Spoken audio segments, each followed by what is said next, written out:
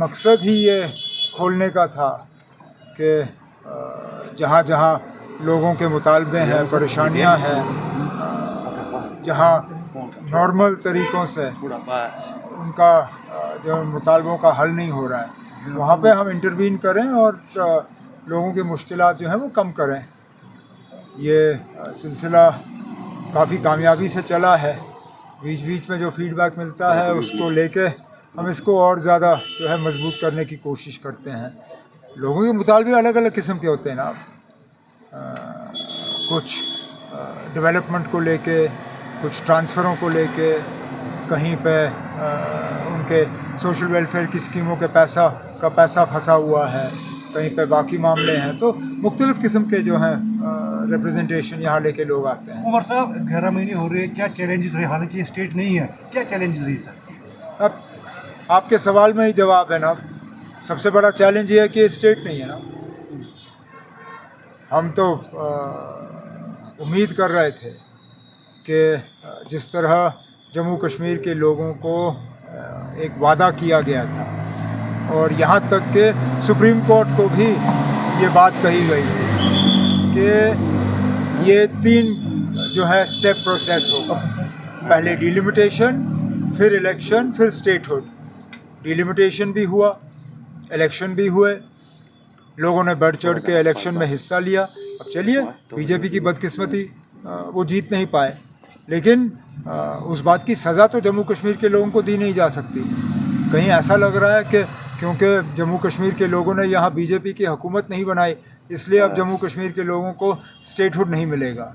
ये जम्मू कश्मीर के लोगों की ज़्यादती है ना, क्योंकि कहीं पे भी ये नहीं कहा गया था कि नतीजे बीजेपी के हक़ में हो तब स्टेटहुड मिलेगा।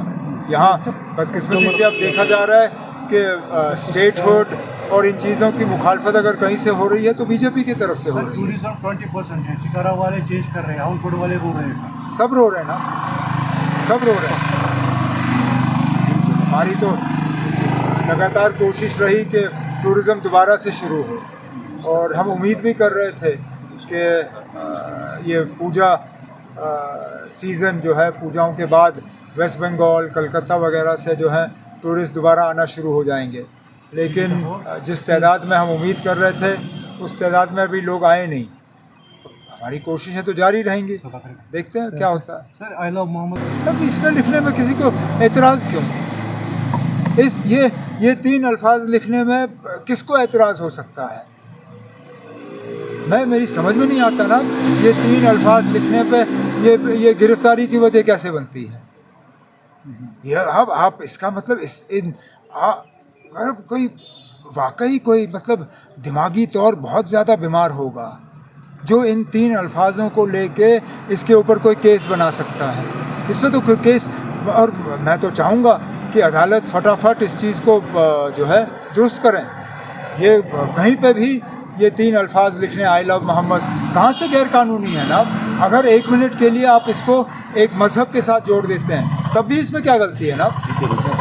क्या बाकी मज़हब जो हैं अपने रहनुमा, अपने जो मजहबी जो हमारे ये हैं, हाँ, उनके बारे में नहीं लिखते? क्या हमारे जो सिख भाई बहन हैं अपने गुरुओं के बारे में नहीं लिखते? क्या हमारे हिंदू भाई बहन जो हैं अपने मुख्तलिफ भगवानों के बारे में नहीं लिखते? लिखते हैं। आप जम्मू कश्मीर से बाहर जाइए, शायद ही आपको कोई गाड़ी दिखेगी जहाँ पे किसी भगवान की तस्वीर नहीं होगी।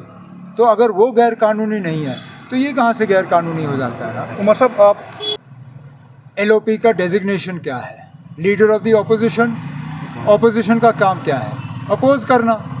आप ना किस दुनिया में ये उम्मीद करोगे कि LOP, और वो भी बीजेपी का LOP, नेशनल कॉन्फ्रेंस की हुकूमत की तारीफ़ करेगा? मैं तो कहता हूँ जितना ज़्यादा वो हमारी मुखालफत करें उतना बेहतर है, क्योंकि लगेगा हम वाकई काम कर रहे हैं। साई होम पावर सिस्टम लाए हैं नवरात्रि स्पेशल।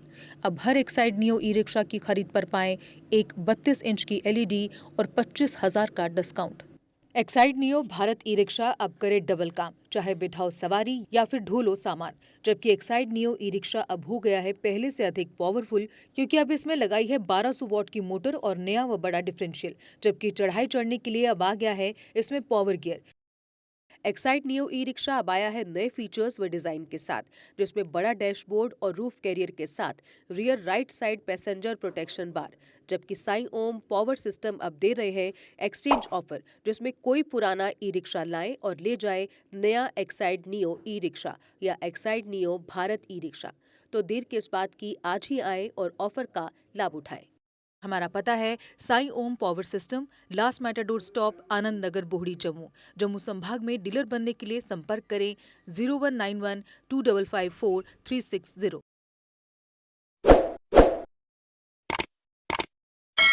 जम्मू कश्मीर की खबरों के लिए जुड़े रहिए जेके अपडेट के साथ।